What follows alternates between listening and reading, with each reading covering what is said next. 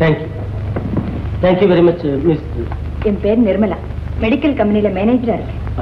என் பேர் பாஸ்கர். உங்களை எனக்கு ஏற்கனவே தெரியும். 6 மாசத்துக்கு முன்னால பட்டமளிப்பு விழா போட்டோ எடுக்கிறதுக்காக உங்க ஸ்டுடியோவுக்கு வந்திருக்கேன். கான்வெகேஷன் போட்டோ எடுக்க வந்தீங்கல்ல? ஆமா. இப்பதான் நினைவுக்கு வருது. ரொம்ப நன்றிங்க. உங்களுக்கு நான் நிறைய சிரமம் கொடுத்தேன். நான் வர்றேன். கொஞ்சம் இருங்க. மிஸ்டர் பாஸ்கர், நான் உங்ககிட்ட ஒண்ணு கேட்கலாமா? என்னங்க? நீங்க எதுக்காக கார்ல விழுந்து தற்கொலை பண்ணிக்க முயற்சி செஞ்சீங்க? தற்கொலையா? நீங்க என்னமோ நான் தவறா நினைச்சிட்டு இருக்கீங்க. நான் தற்செயலா தான் ஓடி வந்து உங்க கார்ல விழுந்துட்டேன். இந்த லெட்டர் கூட தற்செயலா தான் உங்க பாக்கெட்ல இருந்து கீழே விழுந்தது. நானும் அதை தற்செயலா தான் படிச்சேன். உங்க முடிவுக்கு அத படிச்ச பிறகும் கூடவா உங்களுக்கு அது தெரியல? மனிதனாக வாழ வழி இல்லாத காரணத்தால் அப்படின்னு எழுதிருக்கீங்க. அதுதான் காரணம். வாழ்க்கை பந்தயத்துல தோல்வி அடைஞ்சு வந்தான். வாழ்க்கை பந்தயத்துல கலந்துக்கத்தான் மனிதனுக்கு உரிமை உண்டு. அதுல வெற்றியா தோல்வியான்னு தீர்ப்பளிக்கிறதுக்கு இல்ல. எனக்கு நம்ம வாழ்க்கையில நிம்மதியே கிடையாது. இந்த உலகத்துல யாராவது முழு நிம்மதியோட வாழறாங்கன்னு நினைக்கிறீங்களா? என்னைக்காவது ஒரு நாள் நிம்மதியோட வாழ்வோம்னு எதிர்பார்த்துக்கிட்டு தான் எல்லாருமே வாழ்ந்துட்டு இருக்காங்க. தயவு செய்து உங்க முடிவை மாத்திடுங்க. நான் ஏன் இந்த மாதிரி முடிவுக்கு வந்தேன்னு உங்களுக்கு தெரிஞ்சா நீங்க இப்படி பேச மாட்டீங்க. ஆனா அந்த காரணத்தை உங்ககிட்ட என்னால சொல்ல முடியல. அப்படின்னா நடக்கக்கூடாத நிகழ்ச்சி ஏதாவது நடந்துருச்சா? பாஸ்கர், மனசில் உள்ள கஷ்டத்தை வெளியில சொல்லும் போதுதான் நெஞ்சத்தின் சுமையே குறையும். பரவாயில்லை, சொல்லுங்க. இல்ல, அது என்னால சொல்ல முடியாது. இன்னைக்கு மட்டும் இல்ல, என்னைக்குமே அதை யாருகிட்டே என்னால சொல்ல முடியாது. சரி, நடந்தது எப்படியாவது போகட்டும். இனிமே நடக்க போறது நல்லபடியா நடக்குங்கிற முடிவோட வாழுங்க. இனிமே எனக்கு எதை பத்தி அக்கறை? நல்லது கெட்டது எதுவுமே என்ன பாதிக்காது.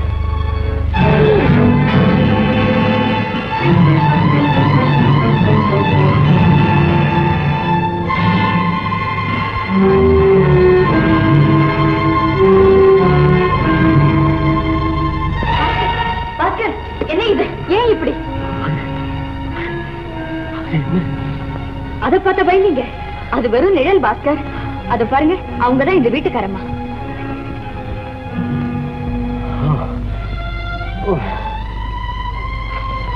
என்னால ஒரு சின்ன அதிர்ச்சியை கூட தாங்கிக்க முடியல. ஏதோ ஏதோ சொல்ல தெரியாத பயம் ஒண்ணு என்ன வாட்டி வலிக்குது. அதனால்தான் கொஞ்சம் தண்ணி ப்ளீஸ். இதோ நான் கொண்டு வரேன்.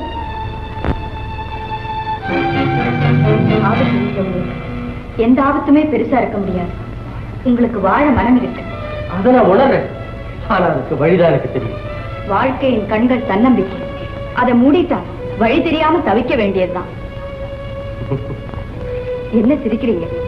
ஒண்ணுமில்ல. கொஞ்ச நேரத்துக்கு முன்னாலே என் மனசு எந்த நிலைமையில இருந்தது, இப்ப நான் எப்படி இருக்கிறேங்கிறத நினைச்சு பார்த்தா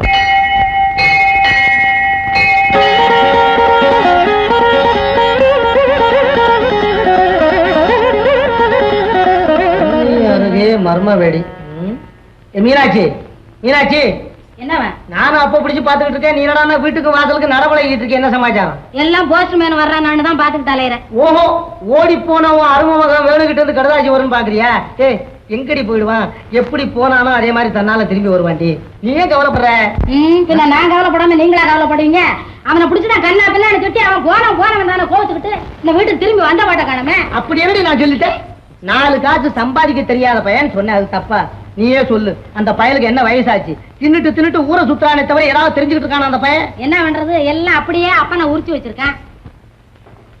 அப்பா, அடே வாமா கிரிச்சா வா. ஏண்டி இவ்வளவு நேரம் எங்கடி போயிருந்தேன்? என்னம்மா ரொம்ப கோவமா இருக்கியா? நான் கோவமா இருக்கிறது உனக்கு கேள்வியா இருக்குதா? பாத்தீங்களா எல்லாம் நீங்க உடுத்த செல்லம் தான். எவ்வளவு துணிச்சலா பேசுறா பாத்தீங்களா? அதாவது துணிச்சலா பேசிட்டு மேடி. எவ்வளவு நாளைக்கு தான் குழந்தையா இருக்க போறியோ? இந்த பாரு கிரிஜா, பட்டணத்துல இருக்காள நிர்மலா, அவளை பாத்தியா?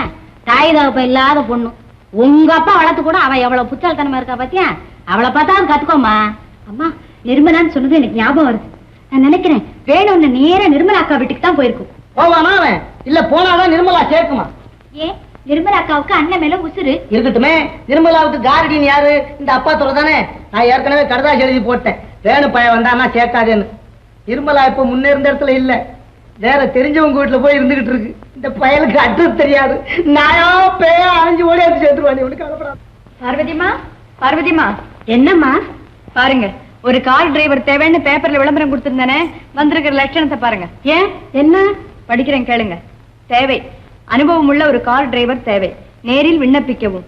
விலாசம் 6 சந்திரசேகரன் தெரு, சென்னை 20. சரியா தான் இருக்கு. என்ன சரியா இருக்கு? நம்ம வீட்டு நம்பர் 9 இல்லையா? 6ன்னு போட்டிருக்காங்களே. இன்னும் கேளுங்க. தேவை, எங்கள் வீட்டில் புத்தி சுவாதீனம் இல்லாத 25 வயது வாலிபனை கவனித்துக் கொள்ள பொறுப்பான ஒரு ஆள் தேவை. நேரில் விண்ணப்பிக்கவும். விலாசம் 9 சந்திரசேகரன் தெரு, சென்னை 20.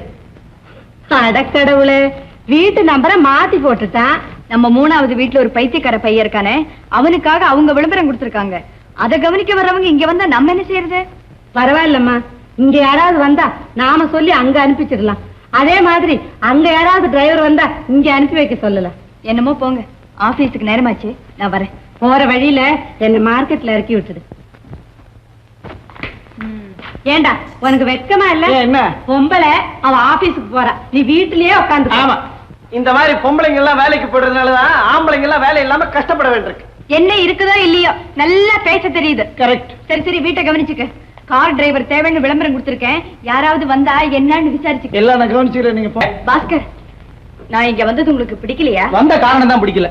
என்னமோ முன்ன பின்ன தெரியாத ஸ்டுடியோல நுழைஞ்சு விசாரிக்கிற மாதிரி பேசுறீங்களே. என்னடா நமக்கு வேணுங்கிறவங்க எப்படி இருக்காங்க என்ன, அதெல்லாம் ஒன்னையும் காணும். என் ஃப்ரெண்டு குழந்தைய போட்டோ எடுக்கணுமா என்ன கட்டி, நான் ஒன்னும் போட்டோ எடுக்க போறது இல்லை. பாப்பா, எவ்வளவு கோபம் வருது உங்களுக்கு? ஆமா, நானும் தான் கேட்கிறேன். நான் எப்படி இருக்கிறேன்னு தெரிஞ்சுக்கிற கவலையே இல்ல உங்களுக்கு?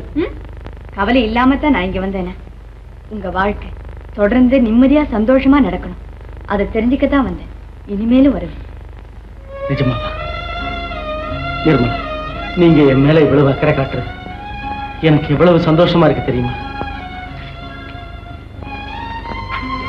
இந்த போட்டோ ரொம்ப நல்லா இருக்குல்ல? இந்த போட்டோ இங்கே இருக்கட்டும். இத பார்க்கும் போதெல்லாம் எனக்கு எவ்வளவோ ஆறுதலா இருக்கு. அப்படியா? இந்த போட்டோல நீங்க எவ்வளவு அழகா இருக்கீங்க பாத்தீங்களா? அப்ப நேர்ல நேர்ல இன்னும் ரொம்ப அழகா இருக்கீங்க. திரும்ப அதே நினைச்சு மனசு குழப்பிக்கிறீங்க. நான் அதை அப்பவே மறந்துட்டேனே. அதுக்கு இல்லைங்க, என்ன இருந்தாலும் அன்னைக்கு நான் உங்ககிட்ட அவ்வளவு முரட்டுத்தனமா நடந்துகிட்டது தப்புதான். நான் அதை தப்பா நினைக்கலையே பாஸ்கர். சில சமயம் உங்க இயல்பான குணத்துக்கு விரோதமா நடந்துக்கிறீங்க, அதனாலதான் அதே நினைச்சு தவிக்கிறீங்க. நீங்க என்ன நல்லா புரிஞ்சுக்கிட்டு இருக்கிறீங்க. நில தடுமாறி நிக்கிறதா என்னுடைய நிலைமை. இதோ பாருங்க, இந்த மாதிரி அடிக்கடி பேசுறது எனக்கு கொஞ்சம் கூட பிடிக்கல. வாழ்க்கையில தன்னம்பிக்கை எழுந்துட்டா அப்புறம் வாழவே முடியாது.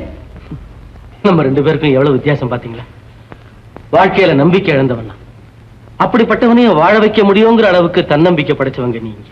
சரி சரி, உங்ககிட்ட ஒரு முக்கியமான விஷயம் சொல்லிட்டு போகத்தான் வந்தேன். என்ன விஷயம் சொல்லுங்க. இனிமே தினமும் வந்து என்ன மீட் பண்றதா தீர்மானம் பண்ணிட்டீங்களா? இன்னும் கொஞ்ச நாளைக்கு உங்களை பார்க்கவே முடியாது. ஆபீஸ்ல மதுரைக்கு என்ன டிரான்ஸ்பர் பண்ணிருக்காங்க. இன்னும் 2 நாள்ல புறப்படணும். நீங்களும் ஒத்துக்கிட்டீங்களா? நான் தான் ரொம்ப நாளா கேட்டுக்கிட்டு இருந்தேன். மதுரை எங்க சொந்த ஊர் இல்லையா? பாஸ்கர், மறுபடியும் நீங்க விபரீதமான முயற்சிகள்ல ஈடுபட மாட்டேங்கிற நம்பிக்கையோட தான் போறேன். சரிதானே? போறதுன்னு தீர்மானம் செய்த பிறகு இந்த கேள்வி எதுக்கு? ஏன் நான் மதுரைக்கு போறது உங்களுக்கு இஷ்டம் இல்லையா? ஆபீஸ் உத்தரவை ஏத்துக்கிறதுக்கு முன்னால கேட்டிருக்க வேண்டிய கேள்வி. பாஸ்கர், மனசில் உள்ள எண்ணத்தை தான் சொல்லுங்களேன். கணிச்ச நேரடியா சொல்லாம இப்படி சுத்தி வளைச்சு பேசிட்டு இருந்தா என்ன அர்த்தம்? I'm sorry Nirmala. Sorry miss Nirmala. Sorry. நான் நேரடியா பேச தெரியாதவன் மட்டும் இல்ல, உங்களோட நேரடியா பேச தகுதியற்றவன் கூட. உங்க டிரான்ஸ்பர் விஷயத்தை பத்தி பேச நான் யாரு? நீங்க மெட்ராஸ்லயே இருக்கணும்னு எதிர்பார்க்க எனக்கு என்ன உரிமை இருக்கு? பாஸ்கர், ஒரே ஒரு கேள்விக்கு பதில் சொல்றீங்களா? கேளுங்க. வெள்ளத்துல அடிச்சுக்கிட்டு போற ஒருத்தனை கரை சேர்க்கிறதாக சொல்லி தன் ஓடத்துல ஏத்தின படகோட்டி அவனை மறுபடியும் தானே வெள்ளத்துல தள்ளிட்டு வேடிக்கை பார்க்கறது நியாயமா? பாஸ்கர், ஆல்ரைட், நீங்க மதுரைக்கே போங்க. இல்ல இல்ல, நான் மதுரைக்கு போறது இல்ல. டிரான்ஸ்பரும் வேண்டியதில்லை. இப்பவே ஆபீஸ்ல சொல்லிடுறேன். நிர்மலா, உங்க அன்பு கொடுக்கிற நம்பிக்கையில தான் நான் வாழ்றேன். அந்த நம்பிக்கை இழக்க எனக்கு தைரியம் இல்லை. என்ன மன்னிச்சிரு. மன்னிக்கிறதா? நீங்க இவ்வளவு தூரம் என்ன நம்பித்தான் வாழறீங்கிறத நினைக்கவே எனக்கு ரொம்ப பெருமையா இருக்கு. பாருங்க, நீங்க எனக்கு ஒரு சின்ன உதவி செய்யணும். நிச்சயம். என்னது? இனிமே என்ன நீங்கன்னு சொல்லாதீங்க, நீன்னு சொன்னா போதும். இதத்தான் உதவின்னு சொன்னீங்களா? பாத்தீங்களா நிர்மலா, நீ இந்த டிரான்ஸ்ஃபர் ஒத்துக்காதேன்னு சொல்லுங்க, அப்பதான் நான் மதுரைக்கு போறதை கேன்சல் பண்ணுவேன். நிர்மலா, நீ இந்த டிரான்ஸ்ஃபர் ஒத்துக்காது. அப்ப நான் வர்றேன். Okay okay.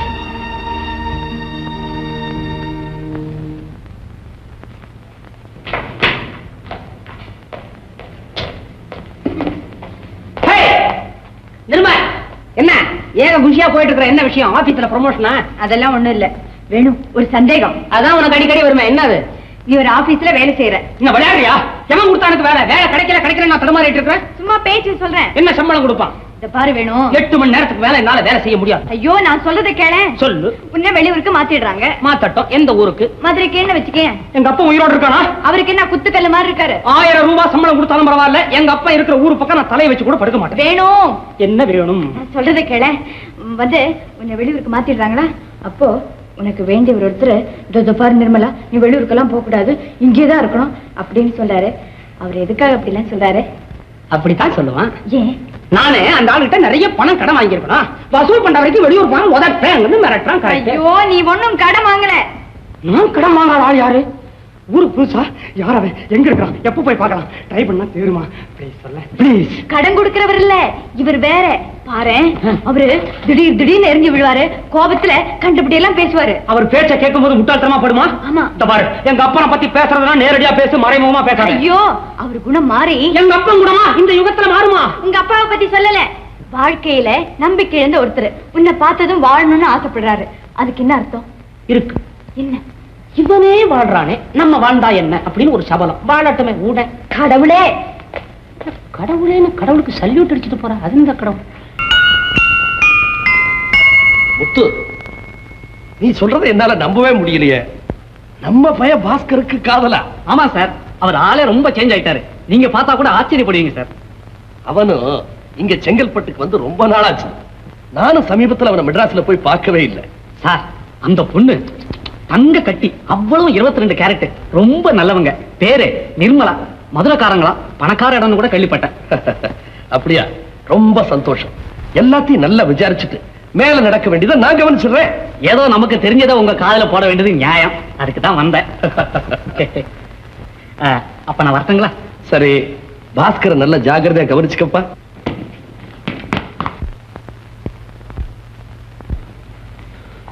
என்ன வேணும்? எப்படி இருக்கிறீங்க? உட்கார்ந்து இருக்கிறேன். இவங்கதான் எங்க அம்மா. நமஸ்காரம். மரியாதை இல்லாம நான் காலை நீட்டி உட்கார்ந்து இருக்கிறேன். மடக்க முடியல, என் நிலைமை அப்படி. பரவாயில்லைங்க, எல்லாம் இந்திரா சொல்லுச்சு.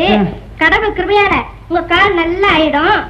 அம்மா இந்திரா, நான் கோயிலுக்கு போயிட்டு வரேம்மா. சரிம்மா. எங்க அம்மாவுக்கு கடவுள் பக்தி ரொம்ப அதிகம். பாவம், கோயில் பக்கத்திலேயே வீடு கட்டி இருந்திருக்கலாம். எங்க அம்மா விஷயமா 2000 ரூபாய் கேட்டேன். அதுக்கு என்ன, நானே கொண்டு போய் ஆஸ்பத்திரியில கொடுத்துறேன். இது ஆஸ்பத்திரியில நீங்களா? ஏ இல்ல, எனக்கு ஒரே ஒரு ஆசை. என்ன? எங்க அம்மா கையில நானே பணம் கொடுக்கலான்னு பார்த்தேன். ஓஹோ, வேணா நம்ம 2 பேருமே கொண்டு போய் கொடுக்கலாம். 2 பேருமே வா? ஏ இல்ல, எனக்கு ஒரே ஒரு ஆசை. என்ன? எங்க அம்மாவுக்கு குணமானதுக்கு அப்புறம் நீங்க வந்து பார்த்தா நல்லா இருக்கும். ஓஹோ, அப்ப நீங்களே கொண்டு போய் கொடுங்க. பணத்தை எப்ப கொடுக்க போறீங்க? இப்ப வேணாலும் கொடுத்துருவேன். அது இருக்கட்டும், உங்க கால் குணமாக வேண்டாமா? அது எப்படிங்க முடியும்? அந்த டாக்டர் நிரஞ்சன் குமார், அவர் வந்து பார்த்தாதான் குணமாகும். அவர் எங்க அல்லாடுறாரோ பாவம். சார், சார், யாரது? குட் மார்னிங் மிஸ் இந்திரா தேவி. மிஸ்டர் வேணு இங்க இருக்கிறதா உங்க சங்கத்துல சொன்னாங்க. நான் தான் டாக்டர் நிரஞ்சன் குமார். ஐயோ, நிரஞ்சன் குமார். ஐயோ, நிரஞ்சன் குமார் இல்ல, டாக்டர் நிரஞ்சன் குமார். ஐயோ, டாக்டர் வேணும். உனக்கு ஒரு சந்தோஷமான சமாச்சாரம். என்ன? டாக்டர் நிரஞ்சன் குமார் வந்திருக்கார். எப்படி வருவோம்?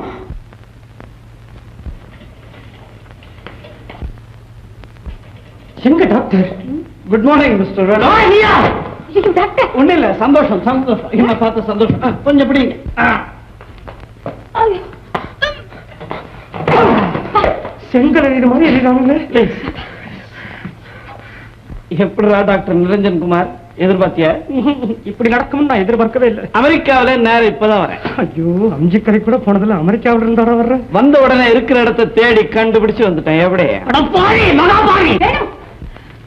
என்ன வேணும்? இல்ல, நான் வந்து ஒரு மகாபாவி. ஏன்னா என் மேல இந்த டாக்டருக்கு எவ்வளவு பிரிய இருந்தா இப்படி வீடு தேடி வந்து பார்த்திருப்பாரு. அமெரிக்கா இருந்து வந்திருக்காரு. கால் எப்படி இருக்கு மிஸ்டர் வேணும்? கால் எப்படி இருக்கு மிஸ்டர் வேணும்? எட்டி உதைக்கலாம் போல இருக்கு. அது வந்து இவ்வளவு நாள் வேலையே கொடுக்கலையா, எதையாவது உதைக்கலாம் போல துருதுரும். அப்படிப்பட்ட பிறகு பிடிங்க, கட்டில போடுங்க. அப்பா